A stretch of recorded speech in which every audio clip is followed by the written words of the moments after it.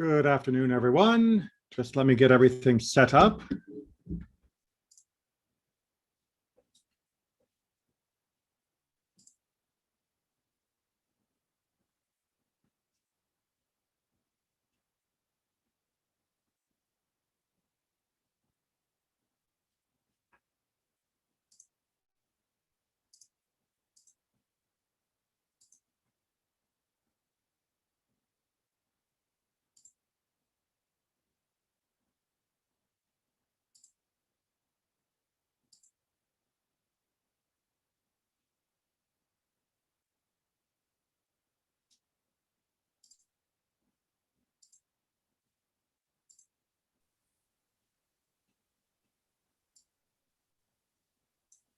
All right, just about got things positioned where I need them.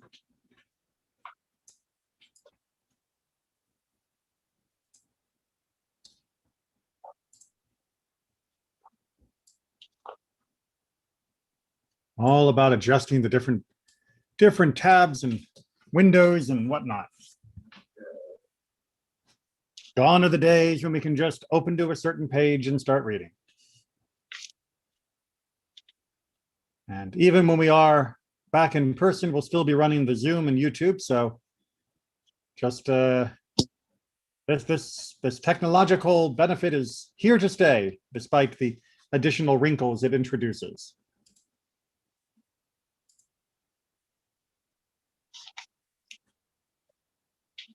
All right, I think we've gotten our usual buffer to start. So let's go ahead and get down to work.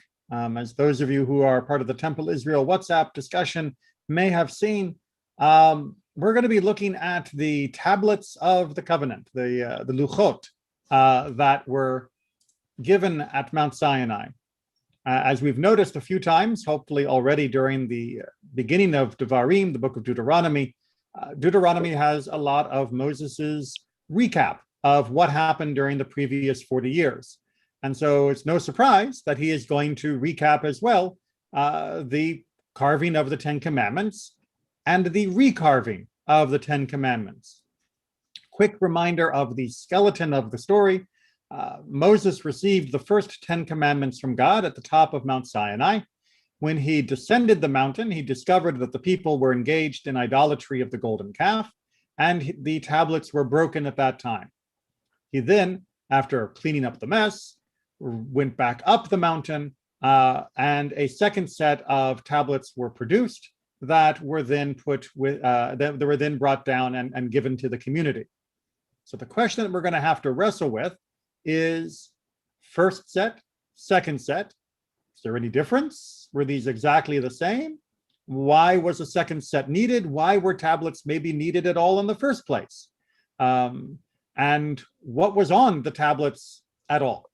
So let's get Moses's recap and answer a few questions that are more obvious about the text, and then we'll move into some commentary for our focus point.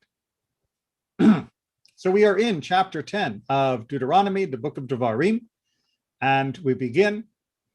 Thereupon the Lord said to me, carve out 2 tablets of stone like the first, and come up to me on the mountain and make an ark of wood.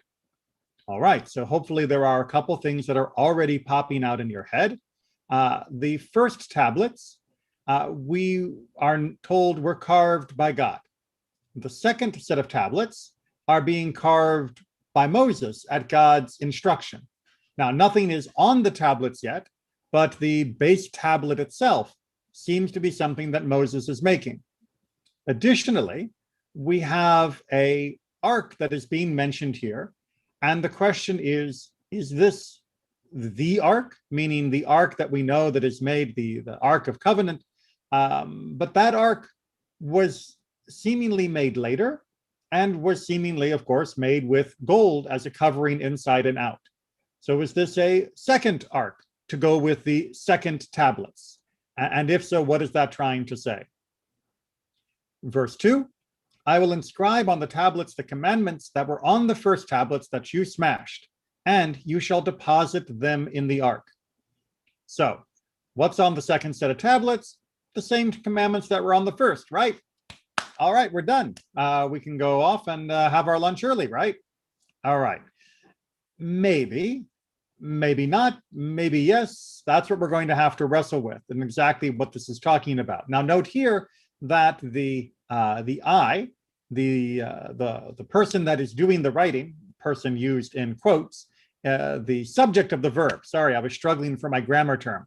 The subject of the verb is the speaker, and the speaker in this case is God.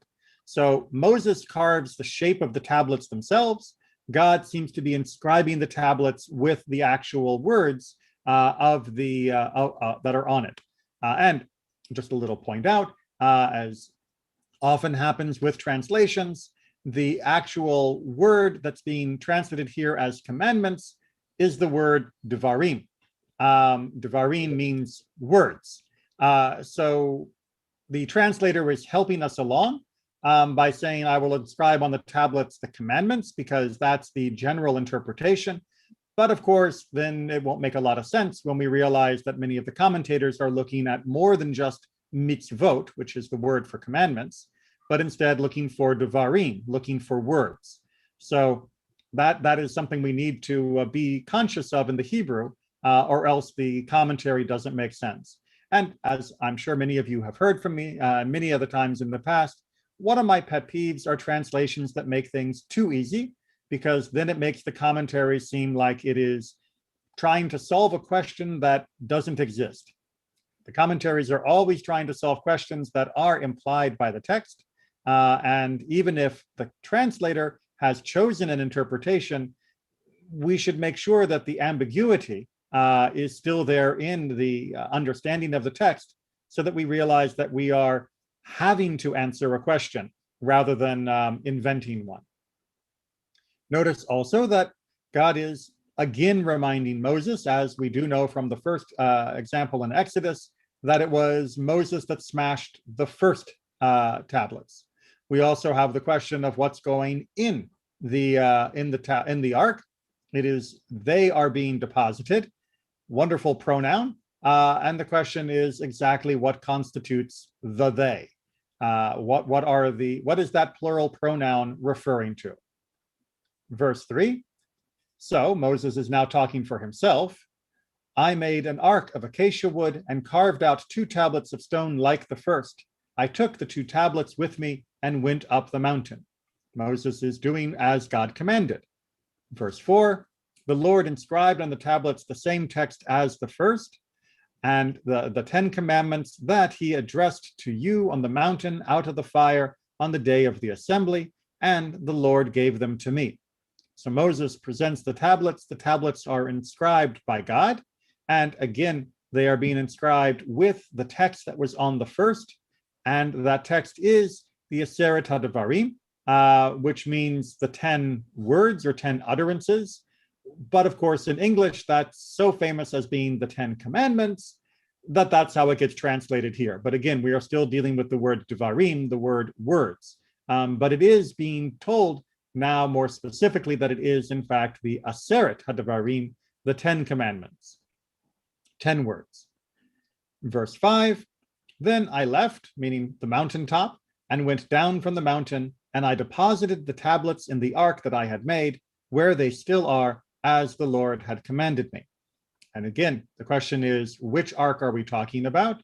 Is this a separate ark, or is this the actual Ark of the Covenant that is described in much more detail throughout the book of Exodus and being a prominent place in Israelite life and Jewish life afterwards? And that is slightly ambiguous from the text. All right, questions or comments up to this point, because we're going to go into our commentary soon, rather than dealing with the rest of that journey that goes on from verse 6, because we've got a mountain to climb to try and figure this out. But any questions or comments or ambiguities about the text that you've either noticed or that you would like me to clear up? And again, I can't tell you what the final answer is yet because we haven't done the work, but I'm happy to make sure we at least understand the basic ideas that are being given in these verses. Rabbi, in yes. the Chumash, which uses the old JPS, in verse 4, they don't use the word 10 commandments, they use 10 words. Excellent. So that, And I should point out that that is the Aseret HaDibrot, or the Aseret HaDevarim, is the standard Hebrew reference for those 10 utterances, those 10 statements, rather than the phrase 10 commandments. And of course, if you look at the text of the 10 commandments, which we have done before, but just as a quick reminder, they're not actually commandments in the classic sense of the word. They use a slightly different grammatical form. There is no statement of what punishment will come from their violation. That comes in other parts of the Torah. These do seem to be of a separate style of writing than most of the other commandments that we find in the rest of the book. So they do seem to have a unique flavor, and so having a unique label for them, the Aseret HaDibrot, the Aseret HaDevarim, it makes perfect sense. And it's nice that the translation in that copy picks up on that. Any other questions or comments before we move into our commentary?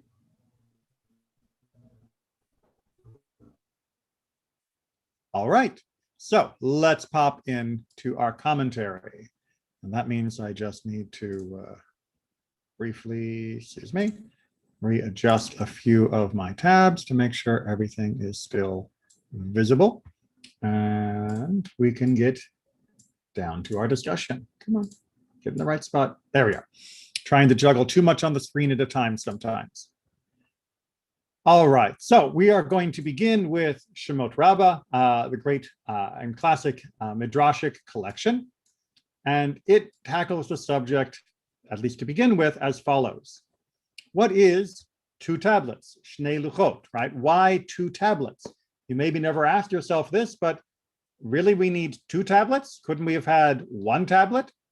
Well, the 2 tablets come with certain significance or reminders corresponding to heaven and earth, corresponding to groom and bride, corresponding to the 2 groomsmen, corresponding to this world and the world to come. Now, what's trying to be described here is a beautiful anthology of how to view Torah and the Brit, the covenant between us and God, from many different realms. The first is perhaps the most obvious, heaven and earth, meaning that God is the God of heaven and earth, and the Torah is the Torah of heaven and earth.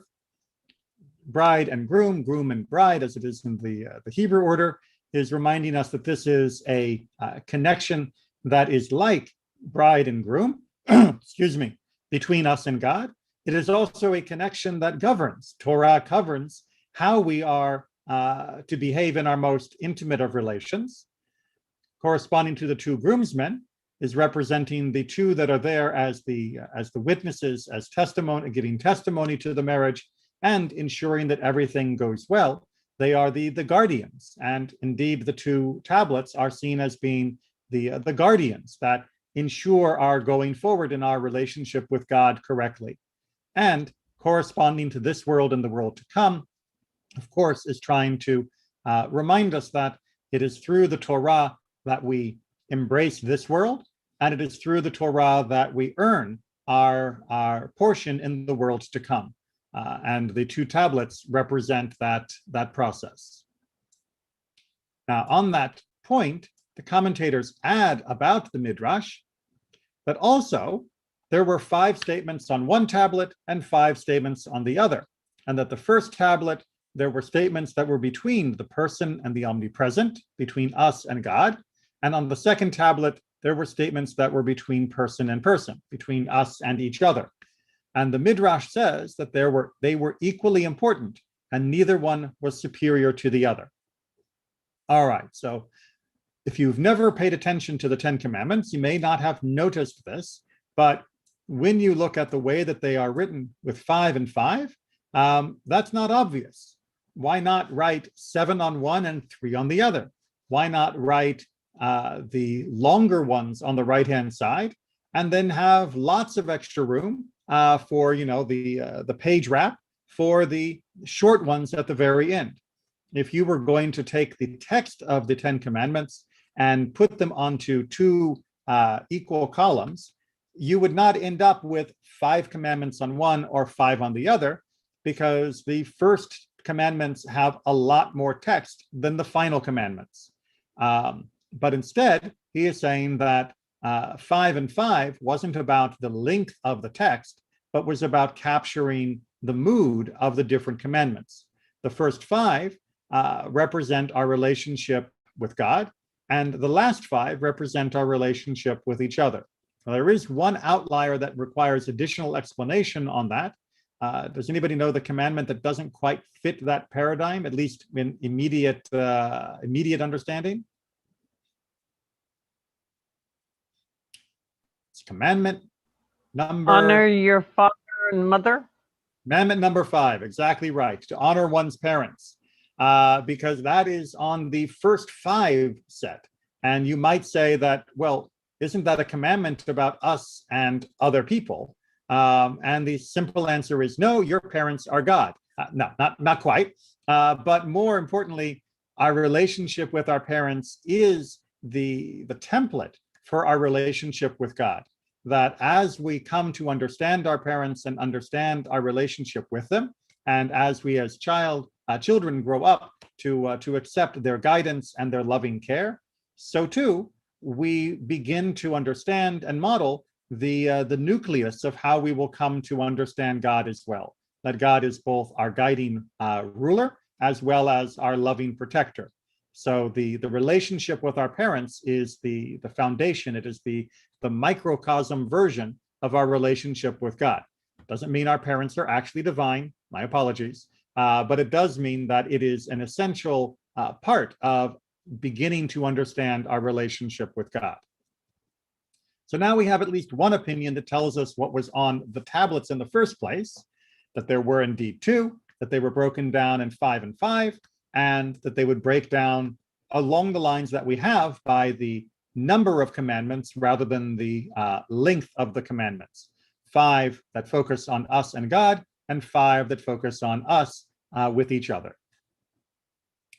Now, that then plays into an understanding taken by Chovavot Levavot, the duties of the heart. In his introduction, he tries to explain that, yes, in general, the wisdom of the Torah falls into 2 divisions. The first aims at the knowledge of the duties of the limbs, that is to say, practical duties, and is the wisdom of the visible, meaning these are things that are seen, that are able to be witnessed very clearly. Did you steal or not? Did you break something of another person's or not? Did you commit gossip or not? These are visible acts that are present in the external world of our life. The second deals with the duties of the heart, namely its sentiments and thoughts, and is the wisdom of the hidden, meaning the Torah teaches us much about what goes on internally and what we should be hoping to create internally, but ultimately that is invisible to everyone else around us. Whether we believe in God or not, whether we are believing in other gods or not, whether we are worshiping them, whether we are being honest in our oaths when we swear by God's name, ultimately in all of those cases, it's not able to be ascertained by the external world of whether we are being true in our heart in all of those things.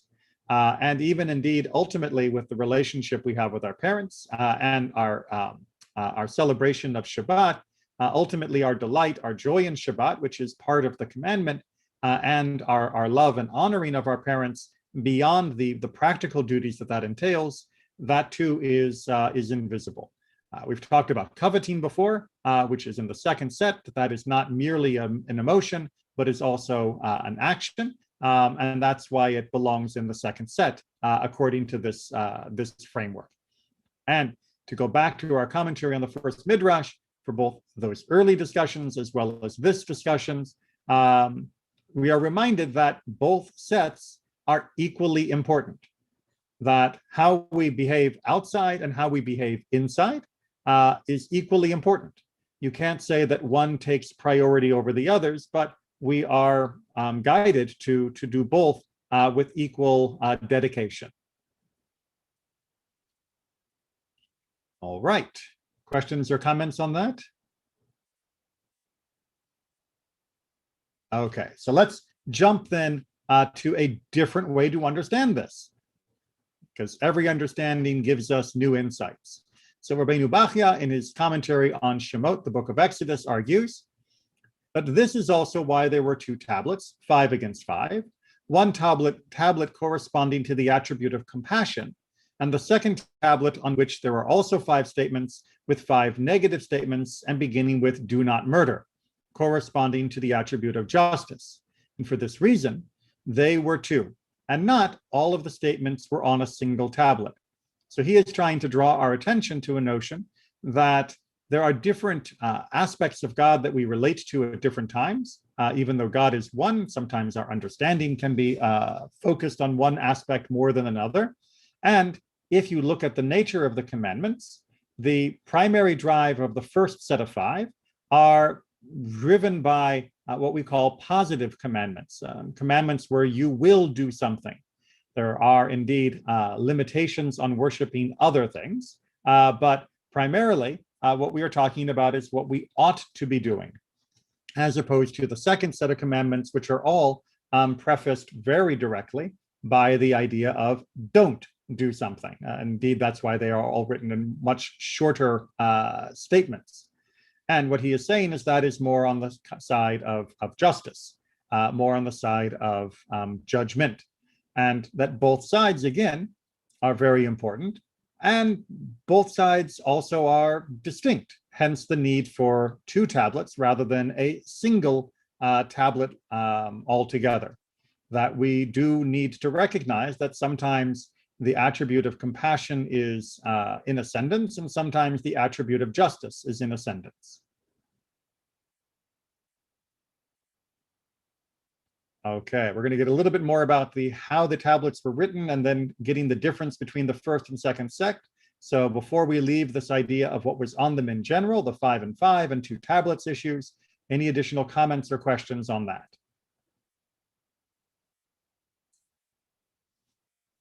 Okay, so let's just do a quick review of a verse that often gets downplayed from the book of Exodus itself. Thereupon Moses turned and went down from the mountain, bearing the 2 tablets of the pact, tablets inscribed on both their surfaces. They were inscribed on the one side and on the other. It seems to be saying from the book of Exodus that there was writing on the front and back of the 2 different tablets of the covenant. And that is not usually how they are depicted in most of the visual representations. Excuse me. While it is true that most visual representations usually depict them only as abbreviated commandments rather than listing out all of the original text, even those representations which show the original text in its entirety show it on one side and the back of the tablets are blank. And that is not apparently what was going on. It seems that there was writing on both sides. Then the question is, well, what was written on both sides? What was it different? Was there more? How was going on? Rashi, reading from the traditional interpretation from the Talmud and Midrash, says that on both their sides, this means that on both their sides, could the letters be read? Meaning that you could read the 10 commandments from both the front and the back, and this constituted a miraculous piece of work. For the tablets to remain whole, even as they were written through, meaning from the front to the back, and for the letters to remain intact, is quite amazing. And the idea would be that this was a miraculous structure by itself, even more so, of course, the content. But that would mean that the letters could be read from both the front and the back, and that is and that's how Rashi interprets what was on the front and what was on the back. Questions on that particular interpretation before we look at an alternative?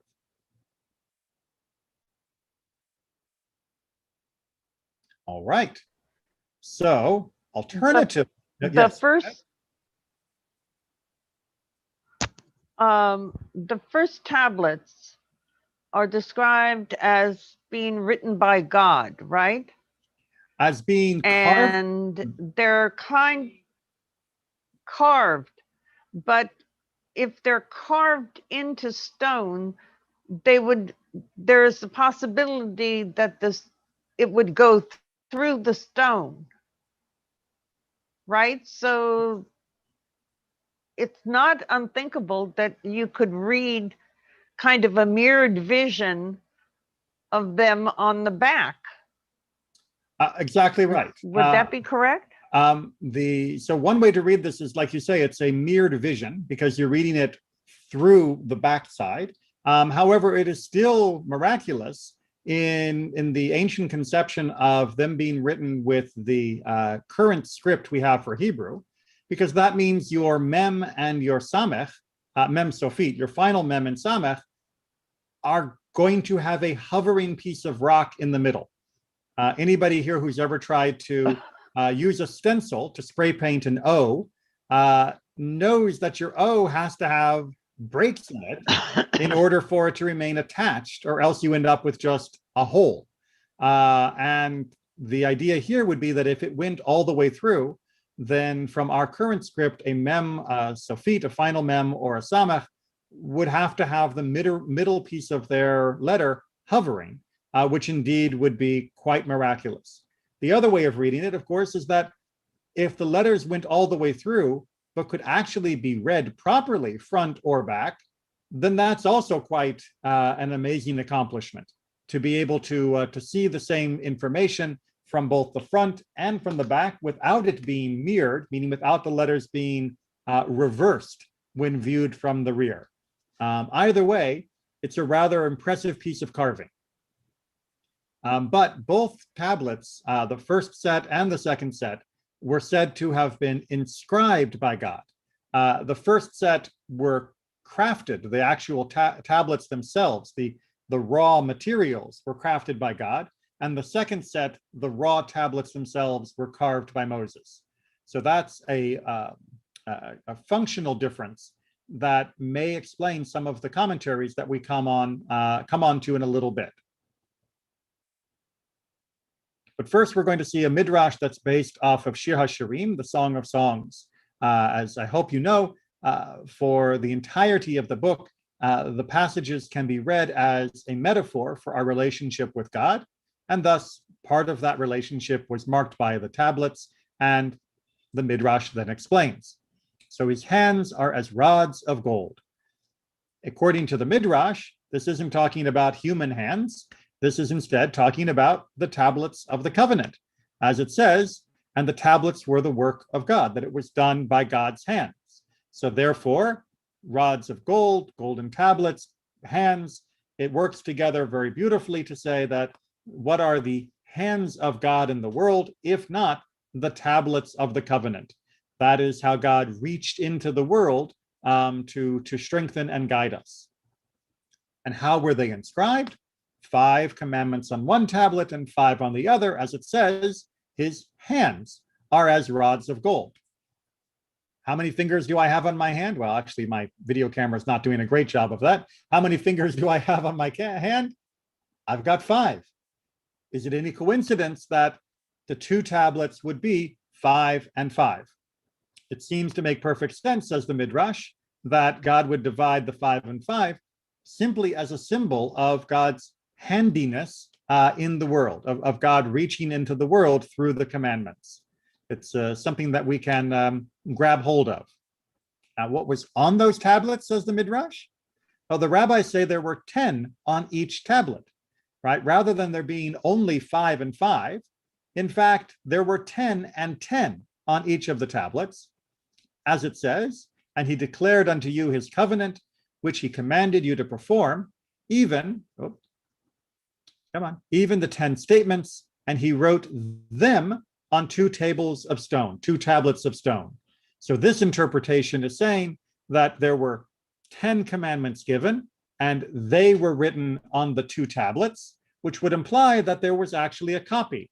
Each of the tablets had the full list of 10 on each of them in order to make this verse work, with that type of reading. Rabbi Yochanan is going to have an even different interpretation.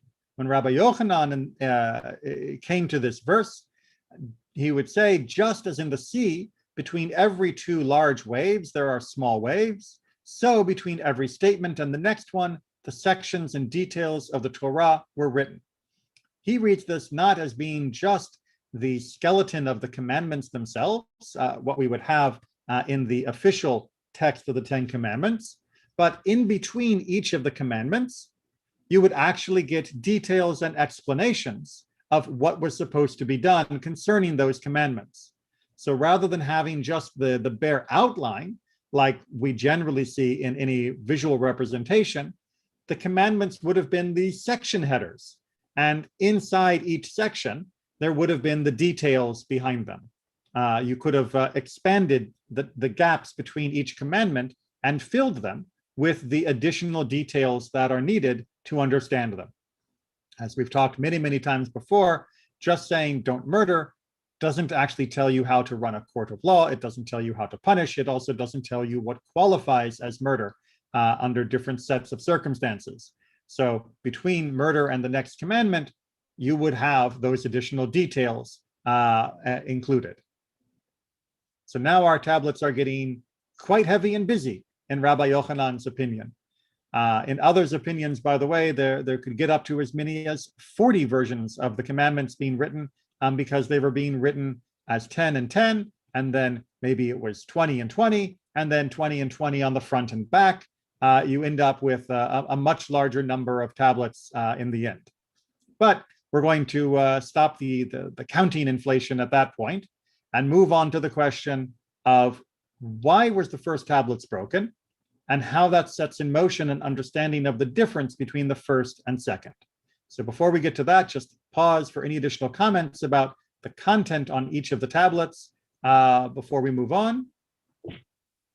Rabbi? Yes, John. This is from Ibn Ezra. The stone on which the tablets were made was not a precious stone, but thick rock.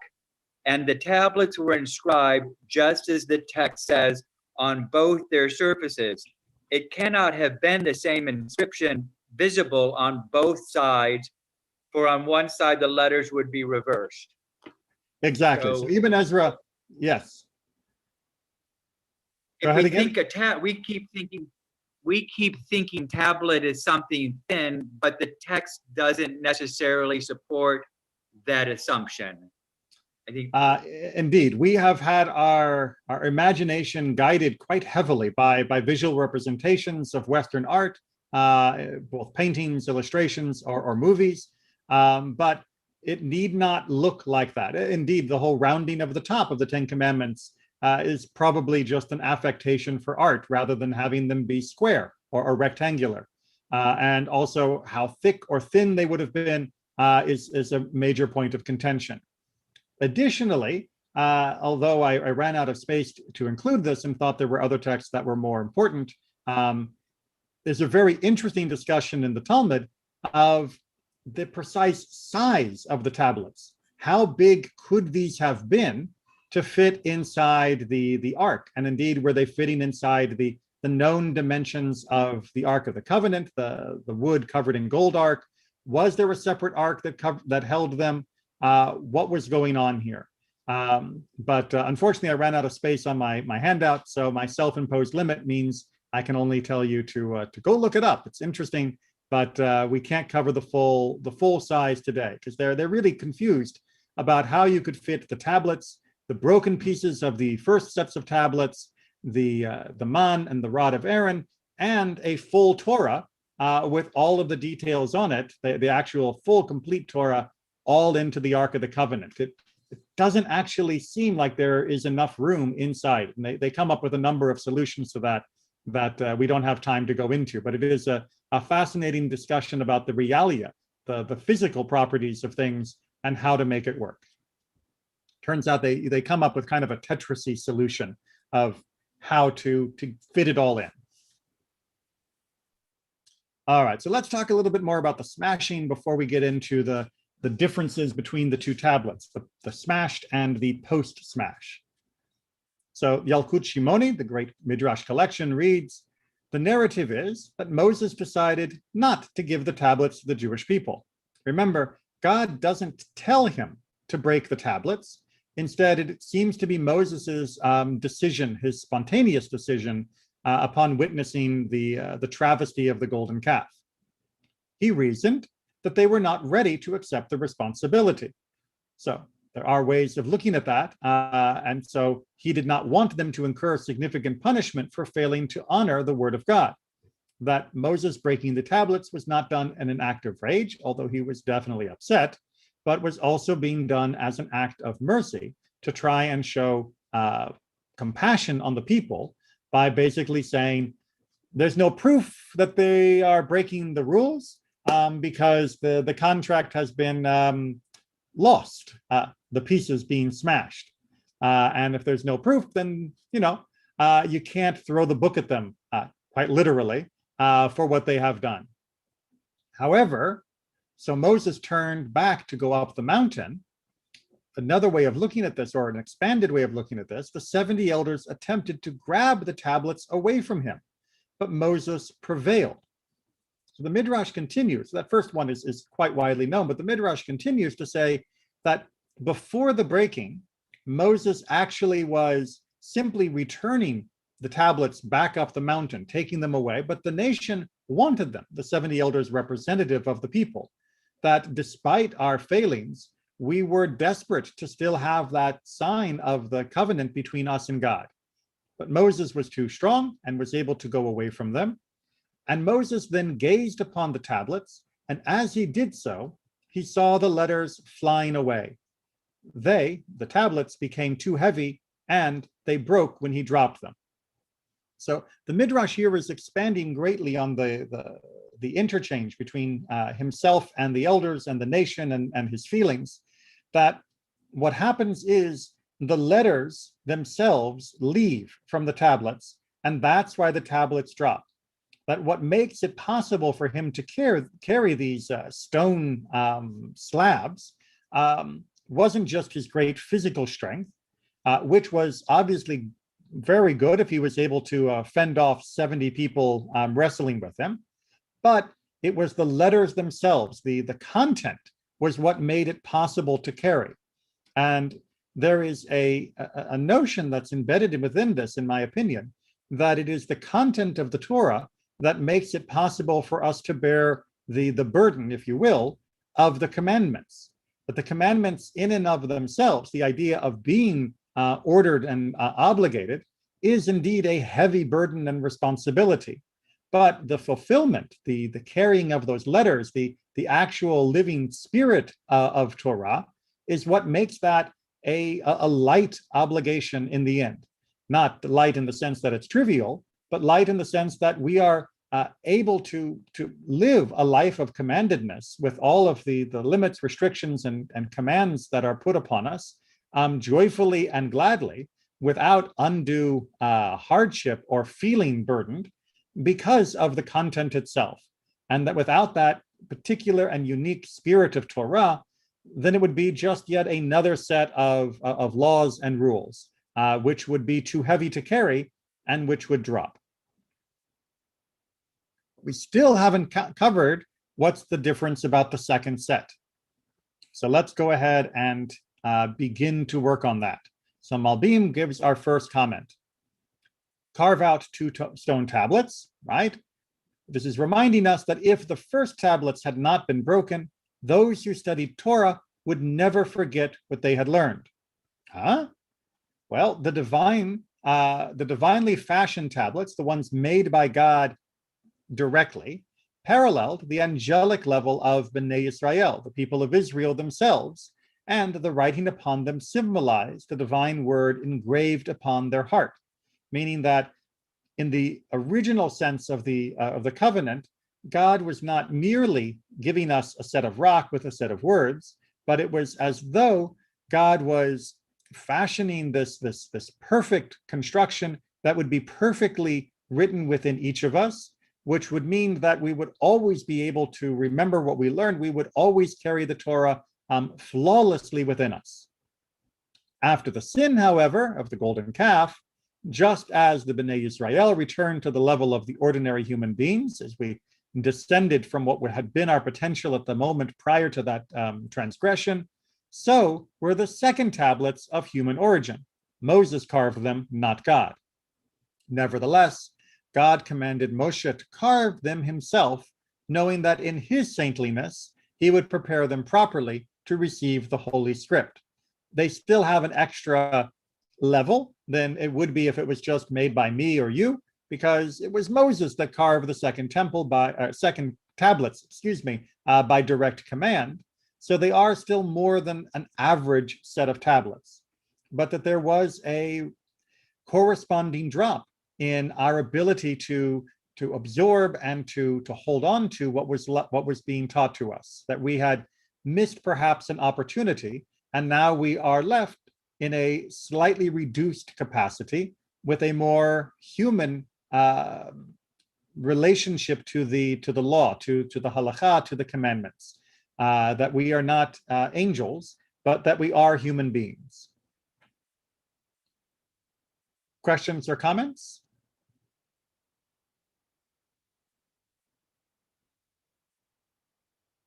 All right, because building off of that, and perhaps even more audaciously, we get to Mekdavar, who writes the following.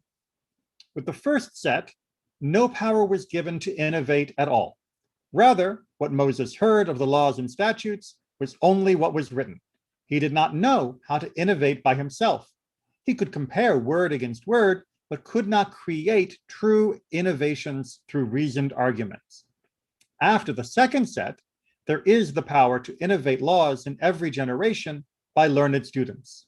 So what he is talking about here is the power of interpretation, that in the first set, everything was so, pardon the expression, set in stone, that Moses did not know how to interpret beyond what was explicitly stated.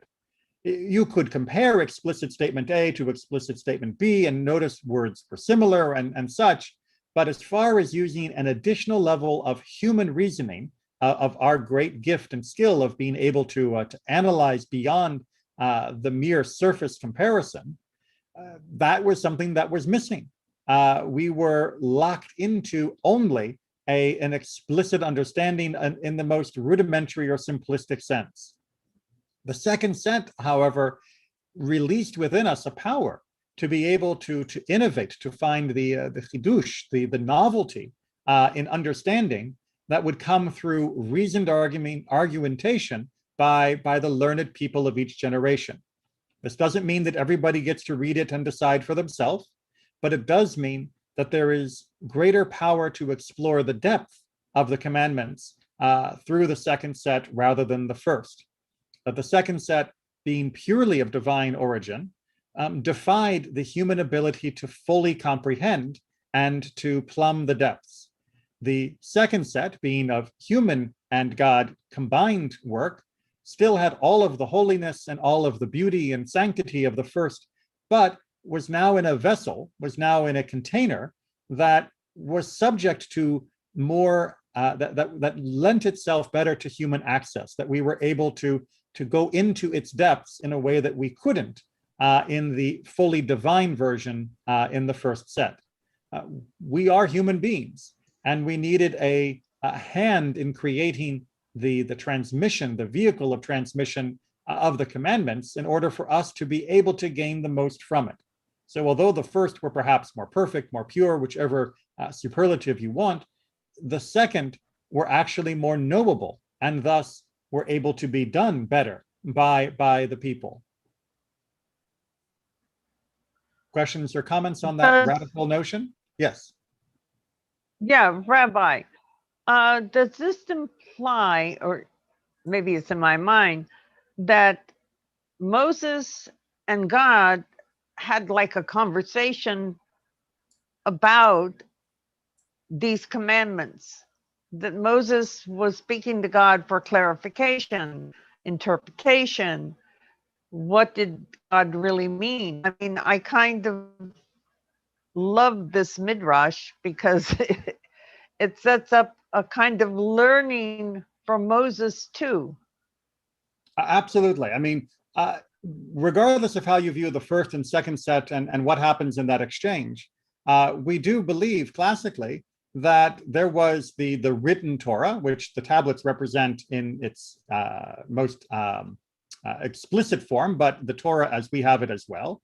And then there is the oral Torah. And the oral Torah was the record of precisely that conversation with God between Moses and God to tease out all of the implications, ramifications, applications of all of the written statements within the Torah itself. And as anybody who's ever studied Mishnah or Talmud will know, the implications, ramifications, amplifications, all of that is much more extensive than the written text itself. I mean, as we've already seen today, we've only looked at 5 verses, and yet we've got 2 pages worth of discussion, and this is me cutting it down bare bones to just a few ideas that we can talk about. There is always more that in the explanation than there is in the original statement. And that is the idea of the little waves between the big waves, the oral explanation between the section headings that come in the written version.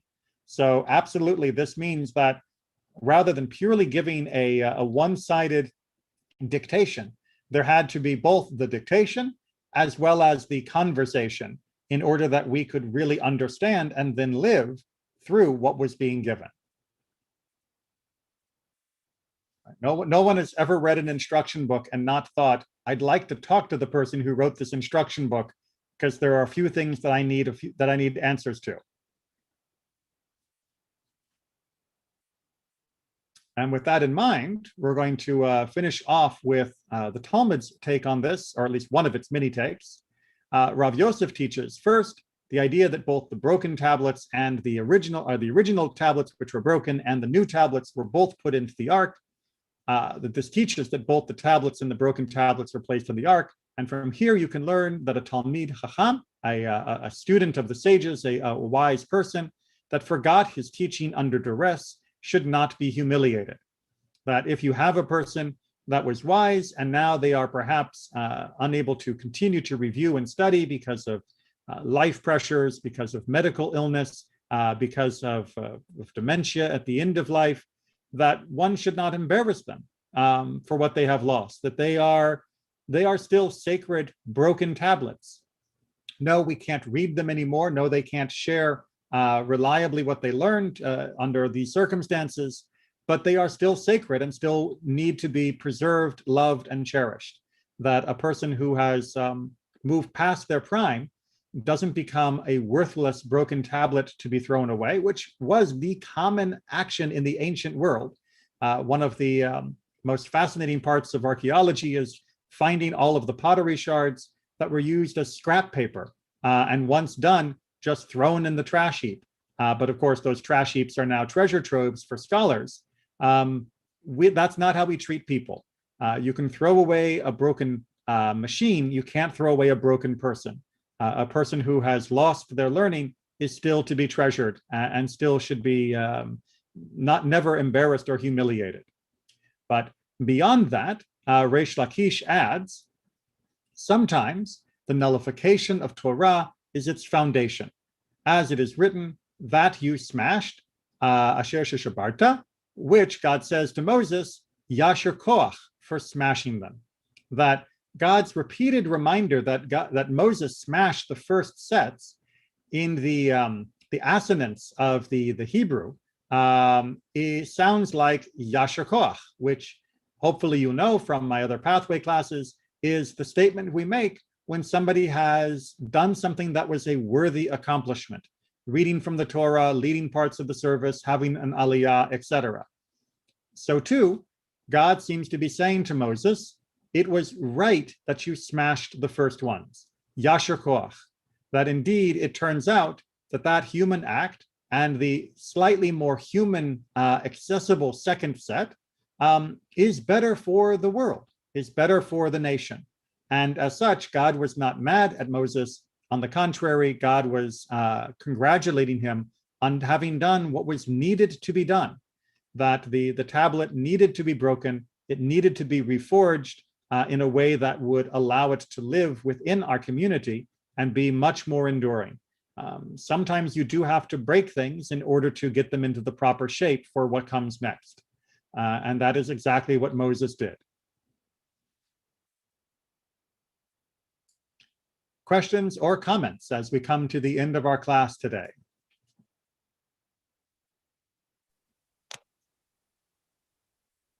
Rabbi, Yes. as we get ready for the month of Elul and the High Holy Days, this idea of a second set, what do you do when it's broken? When you don't have all the pieces, we're being shown. Mm-hmm. You go back. You try to reclimb the mountain a second time. Go back to restore what you had lost, and that it's in many ways it's inspiring on so many levels that this pattern we can apply to so many parts of our lives. That when something is broken, we try to rebuild it. We go back to God. We're willing to do the time it takes to have it restored, and then ultimately we'll get that restoration. Absolutely. And not only will we restore, but oftentimes we will end up better than before the breaking. Not to say that every breaking is a blessing, but sometimes things need to be broken to be fixed. Think of a bone that has set improperly. Sometimes it has to be rebroken in order to be set so that it can heal fully. And that seems to have been the case in this particular situation with the tablets. And reminding ourselves that being broken does not mean that we are worthless. Being broken does not mean that we have nothing left of value. Yes, we want to be whole and we want to move, but that brokenness is sacred by itself as well, and should be treasured as what it represents, as well as what comes next. Indeed, it is not a coincidence that this lesson is found before we move into the month of Elul and our reflections before high holidays. Any other questions or comments?